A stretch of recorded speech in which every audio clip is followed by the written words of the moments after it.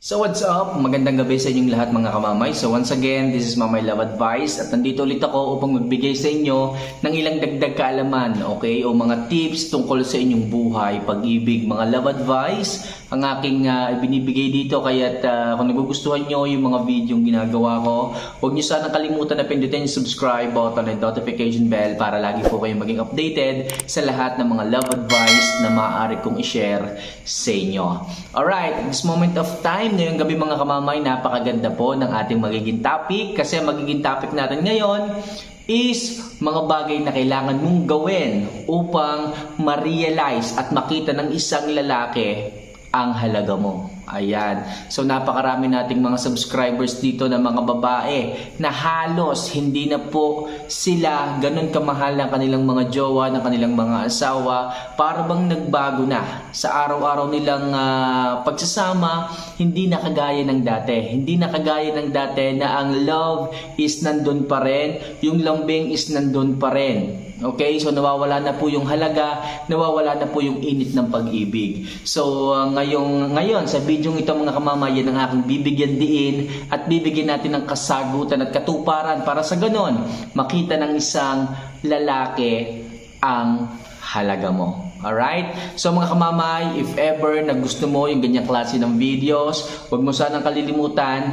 na mag-subscribe din sa ating isang channel na ginawa. So Home of Love Advice, makakaasa kayo mga kamamay, makakaasa kayo na mag-upload din ako dyan sa ating isang channel na mga quality love advice na kagaya nito. Alright, kung nakapag-subscribe na rin kayo doon sa ating isang channel, Home of Love Advice, maraming salamat po at simulan na natin ang ating topic ngayong gabing ito. So ano nga ba ang kailangan mong gawin upang makita ng isang lalaki ang halaga mo? So number 1, ibigay ang pagmamahal at pag-aalaga na higit pa sa inaasahan niya. Mga kamamay, kung kayo man ay mayroong asawa, may jowa kayo, so kahit anong mangyari, ipakita nyo sa kanya yung pagmamahal na deserve, yung pagmamahal na kaya nyong ibigay sa kanya at syempre yung pag-aalaga. Kung kayo man is kadalasan na hindi niya pinapansin, binabaliwala. Okay? Akala nila, nandyan lang kayo. Akala nila, okay pa rin kayo. Hindi nila alam, marami na silang pagkukulang sa inyo. Pero sa ganun mga kamamay, ipakita nyo pa rin yung pagmamahal. Yung pagmamahal ninyo sa isang lalaki at syempre, yung pag-aalaga ninyo. Kung siya man idarating sa bahay, kung siya man ay uuwi sa inyong bahay, at puro na lamang kung ano-anong ginagawa, okay? Uuwi sa bahay ilang araw bago umuwi, so makakadalawang araw, 3 araw bago umuwi ng bahay, tapos pagdating ng bahay, lagi pang mainit ang ulo. Okay, so tutulog lang tapos aalis ulit, kung saan pupunta, hindi nagpapaalam. So mga kamamay, ipakita nyo pa rin yung pagmamahal ninyo, ipakita nyo pa rin yung pag-aalaga ninyo, ipaghayin nyo, ipagluto ninyo, pakainin ninyo, tanggapin ninyo. So kapag kaganyan mga kamamay, marirealize at makikita ng isang lalaki ang halaga ninyo. Kasi ginagampanan nyo pa rin yung pagiging asawa nyo sa kanila. Kahit na hindi sila nagpapahalaga sa inyong relasyon, still, ipakita nyo pa rin yung pagmamahal at pag-aalaga na kaya nyong ibigay sa kanya. At the end of the day, mapapagod din yan. At the end of the day, marirealize din niya kung ano ka sa buhay niya. Okay? So yun yung number 1 tips ko sa inyo. Mahalin nyo sila, ibigay nyo ang tamang pagmamahal at pag-aalaga na higit pa sa inaasahan nila. Okay? So number 2, maging totoo ka at tapat kahit na anong mangyari. Mga kamamay, sa isang relasyon, napakahalaga po ng katapatan at pagiging totoo. Sa lahat ng pagkakataon mga kamamay, dadalhin kayo ng pagiging tapat at pagiging totoo sa isang masayang relasyon o sa isang tatag na relasyon. Bakit?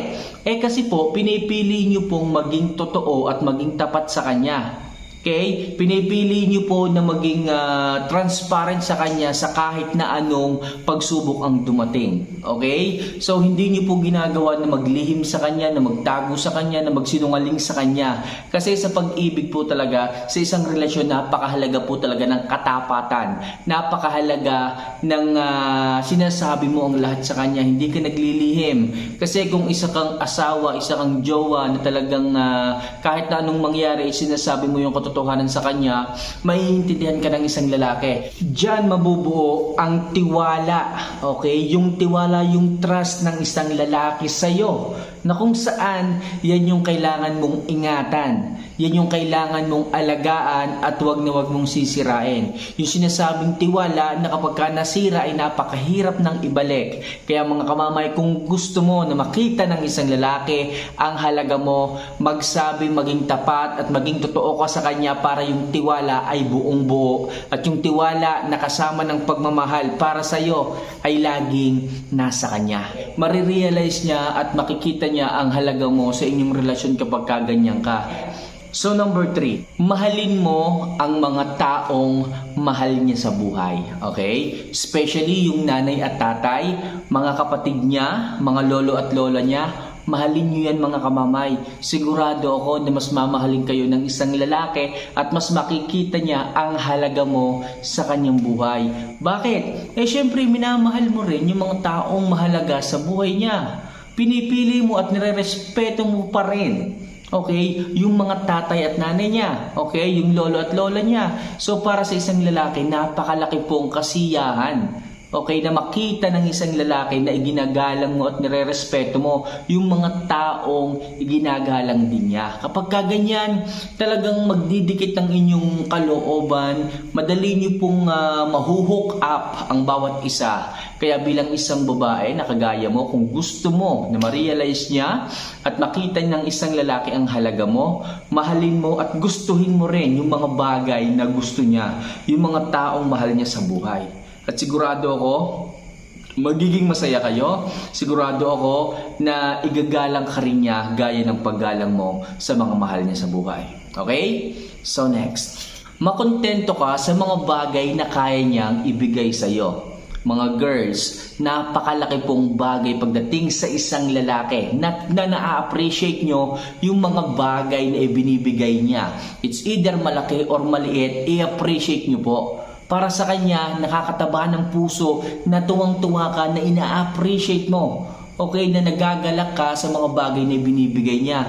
It's either malaki man or kalimitang maliit, talagang ma-appreciate at matutuwa ang isang lalaki kapag kaganyan ka. Hindi ka nagmumukhang materialistic girl kapag ka puro material na bagay lamang ang hinihiling at hinihingi mo sa kanya. So para makita ng isang lalaki ang halaga mo, ipakita mo sa kanya na pinapahalagahan mo rin yung mga bagay na ibinibigay niya. Sabi ko nga, malaki man o maliit. Kaya kung ako sa inyo mga kamamay, learn how to appreciate small things. Okay? So kapag ka nakapag-appreciate ka ng maliliit na bagay, saka ka palang makaka-appreciate ng mga malalaking bagay na po pwedeng dumating sa buhay mo. So yan yung isang tips ko sa inyo para sa ganon, ma-realize ng isang lalaki at makita ng isang lalaki ang halaga mo. Alright?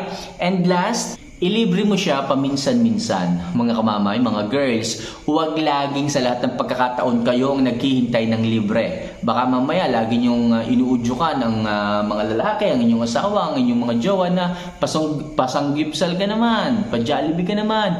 Huwag laging kayo ang dapat na inililibre. Kung talagang mahal niyo ang isang lalaki, kailangan sila din paminsan-minsan ilibre niyo. Para sa ganon, makita ng isang lalaki ang halaga mo sa kanyang buhay. Bakit? Kasi baka mamaya ma-realize ng isang lalaki na puro kayo lang na lang ng hingi. Puro kayo na lang ang hingi ng hingi. Puro ang gusto nyo, kayo na lang ang ililibre. Di ba? So para makita ng isang lalaki na may halaga ka sa kanya, okay? Paramdam mo din sa kanya na may halaga talaga siya sa buhay mo sa pamamagitan ng panlilibre mo. Paminsan-minsan lang naman to mga kamamay. At ang isang lalaki ay tuwang-tuwa na. Mas lalo kanyang mamahalin kasi hindi mo inaabuso Hindi mo inaabuso yung kabaitan ng isang lalaki. Hindi mo inaabuso sa paraang ikaw lang ang hingi ng hingi. Kailangan marunong ka rin mag-give back. Marunong ka rin magbalik ng mga bagay-bagay na kung ano mang ginagawa sa iyo ng isang lalaki. Para sa ganun, mas mahalin ka pa ng lalaki, mas makita ng lalaki na mahal mo siya, kaya mas mamahalin ka pa rin ng isang lalaki. Kaya kung ako sa inyo mga kamamay, ilibre mo din siya paminsan-minsan at sigurado ako matutuwa yan sa iyo at mas mamahalin ka pa niya. Alright? So mga kamamay, sana kahit paano makatulong ang mga video kong ito na ginagawa para sa ganon is maging maayos po ang inyong buhay pag-ibig para makita ng isang lalaki ang halaga mo. More video and tips na kagaya nito. So don't forget to click the subscribe button and notification bell para lagi po kayong maging updated sa lahat ng mga love advices na maaari kong i-share sa inyo. Once again, this is Mamay Love Advice. See you for our next vlog. Paalam.